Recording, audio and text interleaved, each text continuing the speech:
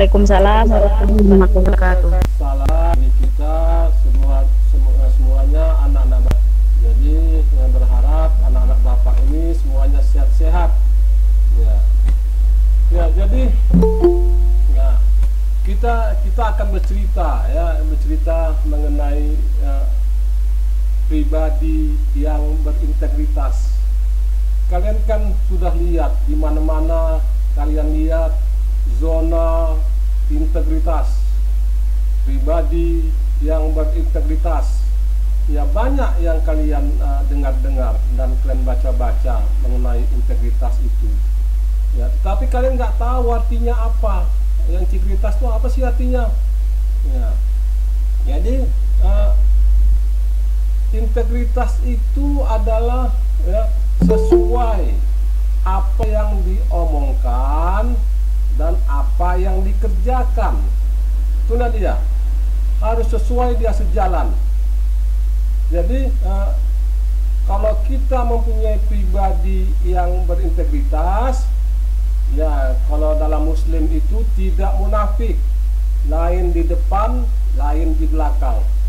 Jadi intinya itu adalah pribadi berintegritas itu adalah sesuai apa yang diomongkan dan apa yang dikerjakan. Ya. Jadi kalau misalnya di kantor-kantor itu ada zona integritas, berarti di kantor itu ya sesuai apa yang di dalam peraturannya, dan itulah yang dikerjakan. Kalau dalam kantor itu zona integritas, berarti tidak ada pungutan apapun. Ya, kalau kita ke kepala desa atau ke kelurahan, di sini zona integritas, tidak memungut biaya apapun. Nah, itulah namanya pribadi integritas. Jadi di semuanya ya harus terbuka, ya transparan. Ya, tidak ada yang ditutup-tutupi. Jadi kita sebagai pribadi berintegritas itu ya harus sesuai kita, apa yang kita omongkan dan apa yang kita kerjakan. Itu dia pribadi berintegritas. Jadi pribadi yang berintegritas ini ya, ini adalah slogan dari KPK, Komisi Pemberantas Korupsi. Ya, seorang dikatakan pribadi berintegritas itu yang sudah saya katakan sesuai apa yang diomongkan dan apa yang dikerjakan. Dia mempunyai 9 nilai inti. Ya. Pribadi yang berintegritas itu ya harus mempunyai 9 nilai inti. Ya, yang pertama ya jujur. Ya. Jadi kita harus jujur. Ya, kepada siapapun kita harus jujur. Ya, walaupun kejujuran itu pahit, tapi kita harus jujur. Ya, kemudian yang kedua tanggung jawab. Kita harus tanggung jawab. Ya, jadi pekerjaan kita tuh harus kita pertanggungjawabkan. Ya, dan semuanya kita harus pertanggungjawabkan. Jadi itu adalah yang kedua. Tanggung jawab kita sebagai mahasiswa, ya kita harus kuliah. Ya, kita tidak bisa ya bermain-main, ya masuk tak masuk. Ya, itulah tanggung jawab kita. Dan kalau kita sudah kuliah, harus kita tuntaskan kuliah. Ya, jadi peraturan-peraturan kuliah itu harus kita turuti. Itu yang kedua. Ya, jujur, tanggung jawab, disiplin. Ya, bagaimana kita disiplin? Ya, kita harus disiplin. Ya, kita harus disiplin untuk mengerjakan sesuatu. Ya, kita harus disiplin untuk mengerjakan sesuatu. Ya, jadi jangan kita tidak disiplin. Ya, kapan kita tidur? Ya, kapan kita belajar? Kapan kita membuat tugas? Ya, kapan kita bekerja?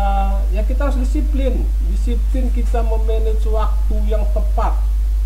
Itulah dia, ya, disiplin tadi. Jadi jangan kita sebagai kaum milenial. Ya, kalian ini termasuk ya kaum milenial yang mempunyai ya usia ya antara 20 sampai 25 tahun. Ya, kalianlah nanti yang diharapkan negara ini ya untuk menerima estafet kepemimpinan. Ya, nanti kalianlah 5-10 tahun lagi ya kalian akan menerima estafet kepemimpinan, dan kalian harus mempunyai pribadi yang berintegritas, tanggung jawab. Kemudian ya itu yang ketiga ya. Ada lagi apa yang ketiga lagi, kerja keras. Ya, kita harus kerja keras ya. Kita tidak bisa maunya instan saja ya. Kita mau kuliah, udah cepatlah tamat, hari ini kuliah, kalau bisa tahun depan kita wisuda. Itulah yang tidak bisa ya, instan dia ya. Nggak boleh, kita harus ikuti aturan-aturannya. Kalau kita mengadakan penelitian ya, ataupun kita mau cepat selesai ya, itu yang tidak boleh ya, instan ya. Jadi itu yang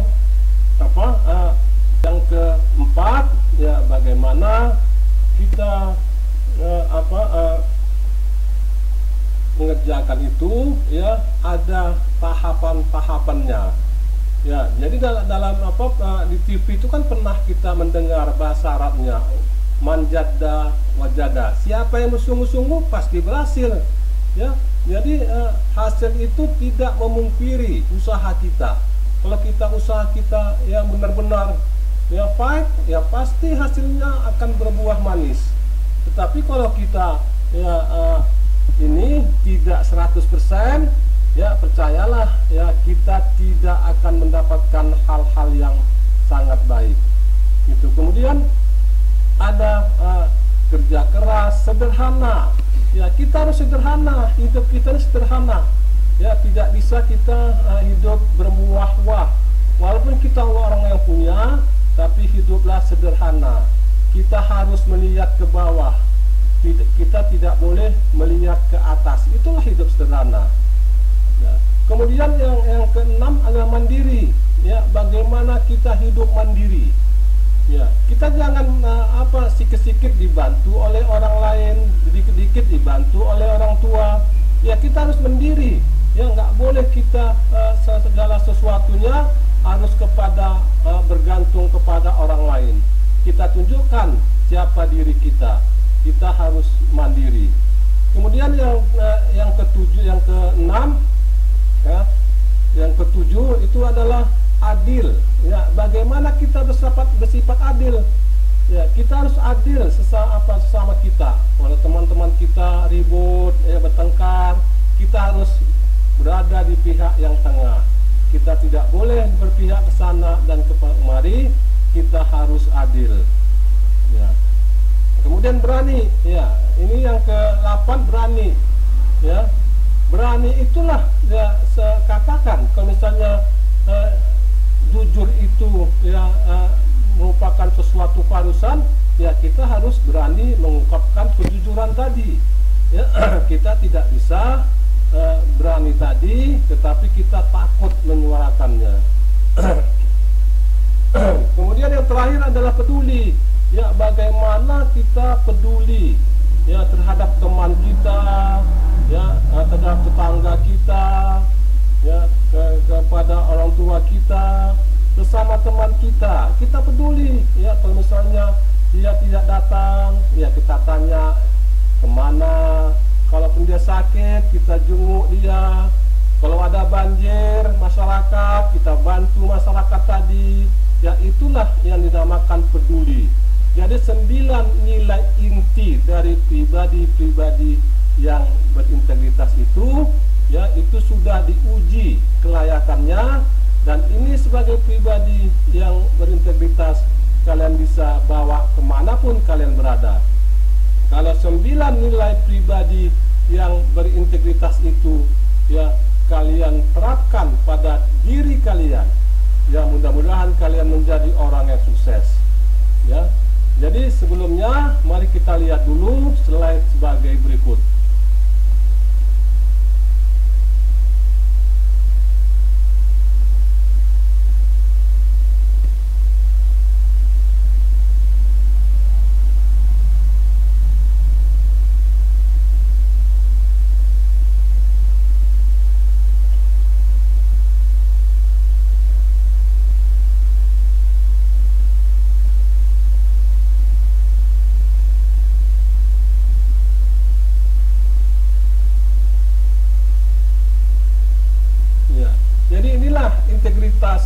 9 nilai inti integritas, ya. Jadi bagaimana kalian, ya, ini menerapkan integritas ini, ya. Integritas adalah bertindak secara konsisten antara apa yang dikatakan dengan tingkah lakunya sesuai dengan nilai-nilai kode etik tempat bekerja, nilai di masyarakat, dan nilai moral pribadi. Dan inilah, jadi seperti yang saya katakan di atas tadi, integritas ini teorinya inilah bertindak secara konsisten, tetapi secara gampangnya, secara mudahnya, ya, kita mengingatnya integritas adalah sesuai apa yang diomongkan dan apa yang dikerjakan. Dan itulah arti dari integritas. Jadi pribadi yang berintegritas itu sesuai apa yang dikatakan dan apa yang dilakukan. Ya. Ada 9 nilai anti korupsi. Ya. Yang pertama, nilai intinya seperti yang saya katakan tadi, jujur, disiplin, tanggung jawab. Kemudian etos kerja, kerja keras, sederhana, mandiri. Kemudian sikapnya adil, berani, peduli. Inilah 9 nilai, ya, anti korupsi, ya, yang didengung-dengungkan oleh KPK.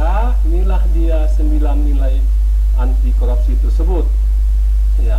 Jadi yang jujur, ya, yang jujur, perilaku yang didasarkan pada upaya menjadikan dirinya sebagai orang yang selalu dapat dipercaya dalam perkataan, tindakan, dan pekerjaan. Jadi kita sebagai pribadi yang jujur, ya, harus dapat dipercaya, ya, dalam perkataan, tindakan, dan pekerjaan. Jadi yang jujur ini tidak boleh kita bermuka dua. Apa yang di depan kita katakan, kemudian di belakang kita, ya, khianati. Inilah yang tidak boleh. Sebagai generasi milenial, sebagai generasi mahasiswa, kita harus menjunjung tinggi kejujuran ini. Ya, contohnya apa? Ya, kalau kita sebagai mahasiswa, ya, kita menyontek ketika ujian, ya, tugas tugas yang diberikan kita copy paste saja, ya, kita cari di Google, copy paste, ya, kita tidak masuk kuliah dengan alasan yang bermacam-macam.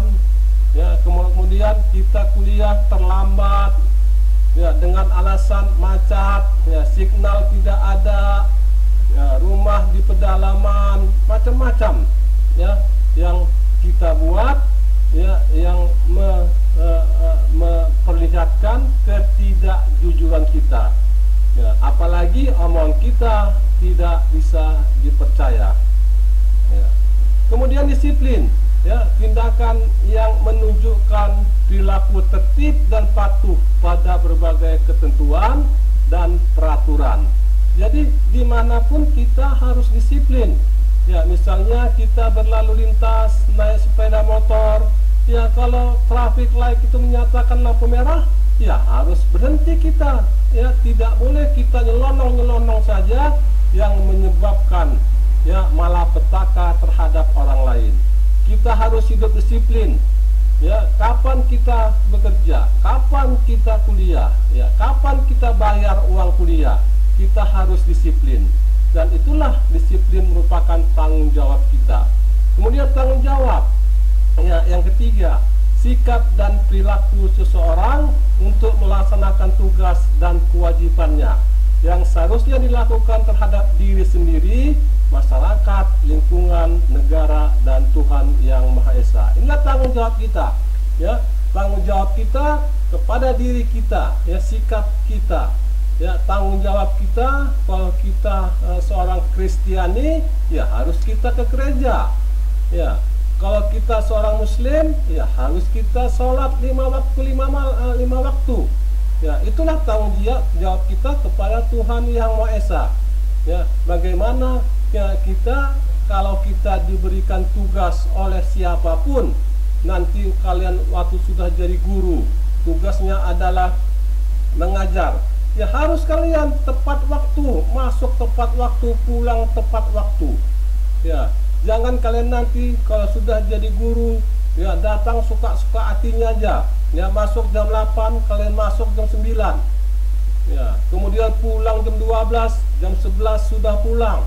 Ya, dengan alasan guru lagi rapat. Ya, itulah ya tanggung jawab kita sebagai seorang guru ini ya harus kita buat. Ya, sikap kita itulah ya, yang melaksanakan tugas dan kewajiban yang diberikan kepada kita. Ya. Kemudian ya disiplin, ya mengatur waktu, ya disiplin terhadap diri sendiri. Ya kalau malam kita tidur, kalau siang kita bekerja, jangan kita balik. Ya malam kita begadang, siang kita tidur. Itulah ketidakdisiplinan kita. Ya itulah yang harus kita hindari, ya disiplin ini. Kemudian disiplin terhadap lingkungan, ya jangan buang sampah sembarangan, ya akan mengakibatkan banjir di mana-mana. Ya itulah yang dinamakan disiplin. Ya kemudian mempunyai planning yang jelas, ya mempunyai perencanaan yang jelas. Ya setelah nanti kuliah saya mau jadi apa? Ya, setelah nanti kuliah apakah saya melanjut terus S2? Ya, setelah saya kuliah apakah saya kawin dulu? Ya, itulah ya planning kita, perencanaan kita, disiplin kita untuk mengikuti perencanaan yang kita buat sendiri. Kemudian tanggung jawab, ya tanggung jawab terhadap perbuatan kita. Ya, kalau kita melakukan kesalahan, ya kita harus bertanggung jawab. Yang salah itu harus dihukum. Ya, kita jangan karena salah kita mencari kebenaran terhadap itu. Ya kita akui salah kita, dihukum. Ya iya harus dihukum. Ya itulah tanggung jawab ya terhadap perbuatan. Kemudian tidak mencari kebenaran, ya membuat kesalahan tapi dicari-carinya kebenarannya ya untuk menutupi kesalahannya. Ya tanggung jawab terhadap orang tua, ya bagaimana orang tua memberikan uang kuliah kepada kita, ya membayar uang kuliah kita, ya dicari-cari orang tua ya kemana-mana, utang sana utang sini, apa yang bisa dijual dulu untuk membayar uang kuliah kita. Tapi kita harus bertanggung jawab tentang itu. Kita tunjukkan kepada orang tua kita bahwa kita kuliah dengan serius. Kita tunjukkan kepada orang tua kita bahwa kita belajar, ya tidak bermain-main. Nah itulah yang dinamakan tanggung jawab. Contoh-contoh dari tanggung jawab. Kemudian bagaimana etos kerjanya, ya etos kerjanya. Ya, etos kerja keras, ya perilaku yang menunjukkan upaya sungguh-sungguh dalam mengatasi berbagai hambatan belajar dan tugas, serta menyelesaikan tugas dengan sebaik-baiknya. Inilah seperti yang saya katakan di atas tadi, ya kerja keras, ya kuliah itu kerja keras, ya dia tidak bisa instan. Begitu kita mendaftar hari ini, kuliah hari ini, tahun depan kita wisuda. Tidak seperti itu. Itu bukan kuliah. Ya, kita harus kerja keras, ya mengerjakan tugas-tugas kita, ya belajar. Ya, itulah dia etos kerja kita sebagai seorang mahasiswa. Kemudian hidup sederhana, ya bersahaja, sikap dan perilaku yang tidak berlebihan, tidak banyak seluk-beluknya dan pernak-perniknya, apa adanya sesuai dengan kebutuhan dan rendah hati. Kita jangan sok sombong, ya mentang-mentang kita orang tua kita berada, kita sok dan sombong. Ya kita tidak mau berteman kepada orang-orang yang marginal, orang-orang pinggiran, orang-orang yang tidak ada nasib, ya sehingga kita hanya berteman kepada kalangan-kalangan atas saja. Hal inilah tidak boleh, ya. Jadilah kita hidup dengan bersahaja dan rendah hati. Kemudian mandiri, ya, sikap dan perilaku yang tidak mudah pada orang lain dalam menyelesaikan tugas-tugas. Ya, seperti saya katakan tadi, ya, dikit-dikit minta tolong sama teman, bagaimana kalian tugasnya udah selesai? Mari saya kopi lah. Nah, itulah dia yang tidak mandiri. Ya, jadi semua pekerjaan tugas-tugas kita harus kita kerjakan sendiri. Kemudian apalagi contohnya adil, ya, tidak berat sebelah. Kemudian, ya, berteman pada semua orang, ya, hanya ini adil dia. Kalau temannya ribut, jadilah penengahnya, jangan mengompori, ya, jangan mencari keuntungan kepada teman-temannya yang sedang ribut. Nah, itulah yang dinamakan adil. Kemudian berani, apa contohnya? Berani menerima kesalahan, berani mengemukakan pendapat, ya, berani, ya, menanggung resiko. Itulah yang dinamakan berani. Kesembilan, peduli, ya, peduli dengan teman, peduli dengan masyarakat, ya, peduli dengan lingkungan, peduli dengan kampus, dan peduli dengan negara yang akhirnya. Jadi sebagai insan pribadi yang berintegritas itu, kita harus peduli, ya. Ada banjir, ya, di lingkungan kita, ikut kita, gotong royong kita membantu masyarakat, ya. Kalau ada teman kita yang nggak masuk kuliah, kita tanya, kita sapa mereka, sehingga kita menjadi seorang yang peduli kepada kehidupan kita. Jadi itulah, ya, bagaimana pribadi-pribadi yang berintegritas tadi, ya, dapat, ya, hidup kita tanamkan pada diri kita. Kita rawat pribadi-pribadi yang berintegritas. Jadi orang-orang yang korupsi itu adalah orang-orang yang mempunyai pribadi integritas yang sangat minim sekali. Ya, dia tidak mencerminkan 9 pribadi yang berintegritas. Dan kalian sebagai mahasiswa, ya, kalian harus menjadi pribadi yang berintegritas, ya, sehingga apa yang kalian, ya, sebagai